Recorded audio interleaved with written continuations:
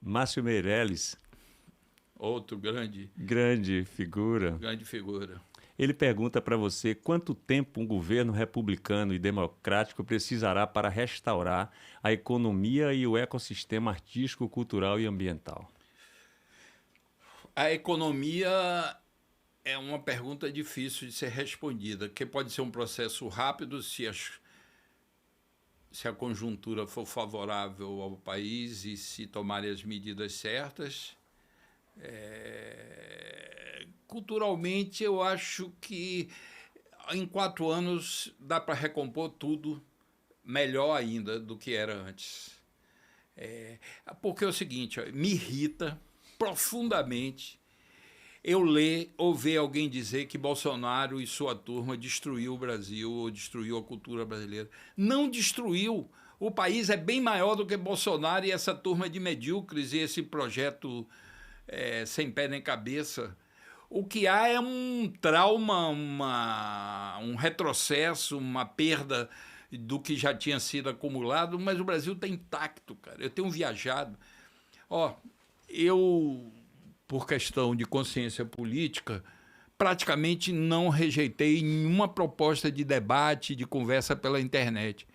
Eu já fiz mais de 300 lives. É impressionante.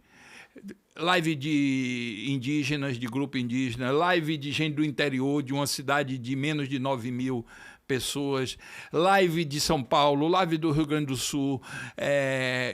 Eu não rejeito, porque eu acho que é uma contribuição que a gente pode dar, manter todo mundo conversando, trocando ideias, expondo o que acha do momento do Brasil. A construção da consciência necessita desse processo de fermentação, de reflexão. E eu tenho visto coisas incríveis, cara. Tem artistas novos aparecendo, inclusive numa quantidade inigualável que eu não sei se já houve em algum momento do Brasil um sistema cultural capaz de absorver tanta gente boa, em todas as áreas. Pensadores. O Brasil está vivo, não está morto, não. O Brasil está vivo, pulsante. Agora, tem umas coisas estranhas que é típico do Brasil. Na Argentina, já teria centenas de milhares das pessoas na rua. Aqui fica um negócio, parece que o freio de mão do Brasil está puxado, fica uma ruminação, um processo que dá uma aparência que morreu. Não morreu. Está produzindo processos. Acho que o Brasil está ganhando uma nova consciência em muitas áreas. Acho que ter acionado a internet para manter o processo que não podia ser feito por causa da pandemia foi importantíssimo. Retomaremos o presencial, mas jamais abandonaremos o que conquistamos nessa área. As universidades estão vivas, pulsantes também. Rapaz, essas universidades que Lula criou em vários lugares do Brasil, muitas vezes têm nível melhor, mais atualizado do que universidades tradicionais. O Nordeste está brilhando na quantidade de processos culturais, incluindo esses de universidade, mas processos de todo tipo. Então, eu não gosto, tenho uma certa rejeição quando falam que destruíram o Brasil, porque eu estou vendo as pessoas vivas, novas lideranças, com lideranças já mais constituídas, muita gente vindo do movimento contra o racismo, do chamado movimento negro. Os indígenas estão brilhando, a quantidade de novas lideranças indígenas, mulheres e homens, mas muitas mulheres, com discursos extremamente articulados, fazendo uma crítica civilizatória e demandando seu pedaço numa sociedade democrática. Lula, a inteligência de Lula. Lula já foi conversar com os índios, já percebeu de que o novo governo dele não pode ser igual aos que foram em relação aos povos indígenas. Fomos menos do que deveríamos ter sido.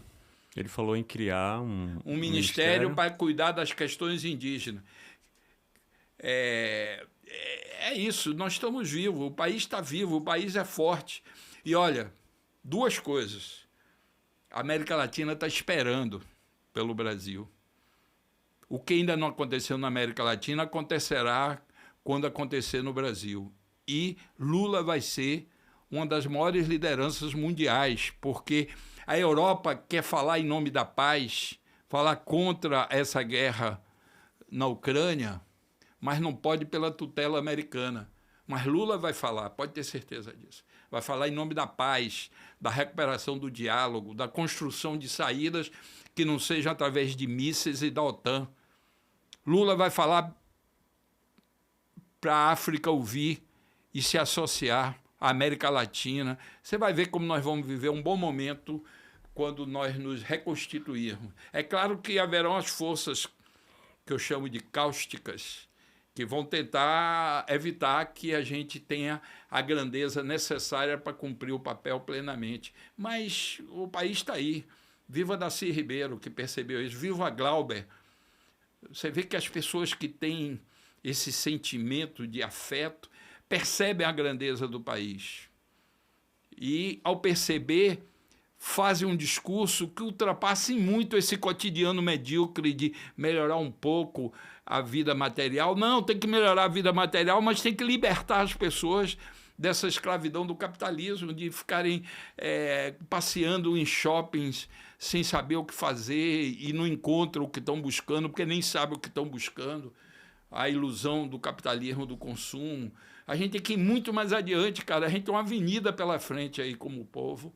E, ó, o que eu vi, eu já conheço mais de 50 países no mundo. Eu, quando saí do governo Lula, fui trabalhar como embaixador especial na Espanha da Secretaria-Geral Ibero-Americana. Me deram para organizar o Ano Internacional dos Afrodescendentes, um evento da ONU, que eu trouxe aqui para a Bahia. Eu fiz várias vezes do México até o Uruguai, de país em país, discutindo com organizações populares, com o movimento antirracista, com as universidades, com as autoridades. Às vezes, programa em auditório, em teatros, e fiquei impressionado como temos problemas comuns e de que é preciso enfrentá-los para a gente ultrapassar esse nível que a gente fica como carro atolado na lama, que fica e não sai do mesmo lugar. Não pode ter mais golpe no Brasil, não pode, nem agora, como eles estão planejando, nem depois da manhã, nem... Não, acabou, vamos acabar com essa história. O país precisa se consolidar como um país democrático que enfrentará as divergências dentro do campo institucional, como é previsto pela Constituição. E aí a gente vai acumulando, tem que acumular. Sabe qual é o grande perigo na área cultural? A gente esquecer de tudo que foi feito e começar do zero. Toda vez que o Brasil retoma um caminho democrático, a gente esquece. Você vai na Argentina, os argentinos sabem quem foi Câmpora, quem foi Evita Peron, quem foi Peron, qualquer pessoa que você perguntar, ao taxista, a mulher que está trabalhando no balcão, elas sabem tudo. A memória é parte da experiência dele. O esquecimento é que predomina. E ao esquecer, você não acumula. Você tem que reinventar o fogo de novo. Não é possível isso. Não há país que resista a isso. Nem pessoa. Imagine se você resolvesse dizer, não, agora não quero saber de nada que eu sei, eu vou, a partir daqui para frente, eu vou inventar tudo de novo. Você inventaria? Não inventaria nada, você viraria um bobão e a gente perderia um grande agitador cultural e um grande ator, porque você perderia o que você está acumulado. E país é muito mais forte isso. E o Brasil tem essa mania de vem o golpista, dá o golpe, e quando a gente luta para retomar a democracia, quando retoma, já começam a conspirar um próximo golpe e a gente não é capaz de recuperar o ativo que já foi construído pela experiência social. Eu digo de tudo, de Getúlio, de tudo que nós já fizemos e vivemos.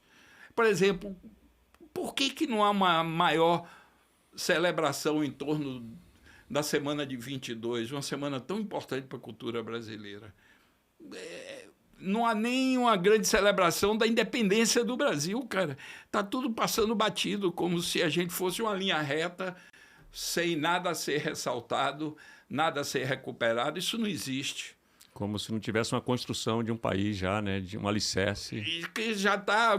Quando os modernistas apareceram, era a necessidade histórica de parar de olhar o Brasil com os olhos de fora e constituir, a partir da própria experiência brasileira, uma visão circular sobre o país, para que a gente pudesse ter uma noção da profundidade do que havia sido construído pelas gerações anteriores. Se você não ressalta isso, você não é capaz de... Você vai ficar mimetizando as ondas que vêm de fora. E eles foram tão grandes que eles disseram... Para fazer esse movimento, não precisa rejeitar o que vem de fora. A nossa base cultural é tão sólida, tão complexa, que a gente pode se relacionar com o que vem de fora, assimilar o que achar que é bom, incorpora o que não achar, defeca e segue adiante. É genial aquilo como grandeza, e que até agora a missão não está cumprida completamente. Está razoavelmente cumprida. Todos os grandes artistas brasileiros, conscientes ou inconscientemente, direta ou indiretamente, se relacionaram com as questões que os modernistas propuseram. Bossa nova, tropicalismo, tudo. Então, para manter o padrão do país e ultrapassar esse padrão e a gente ganhar a dimensão que o país pode ter no mundo, o Brasil tem uma vocação de liderança na África, na América Latina, na Europa. Eu acho que Lula, se nós formos no caminho que estamos indo, Lula vai ser um grande líder mundial, muito maior do que já foi da vez passada. Porque ele vai dizer coisas que os europeus estão prisioneiros da narrativa americana e não conseguem dizer. Não tem um que ali abra o bico e diga: não, peraí, vamos construir a paz aqui, não ampliar a guerra.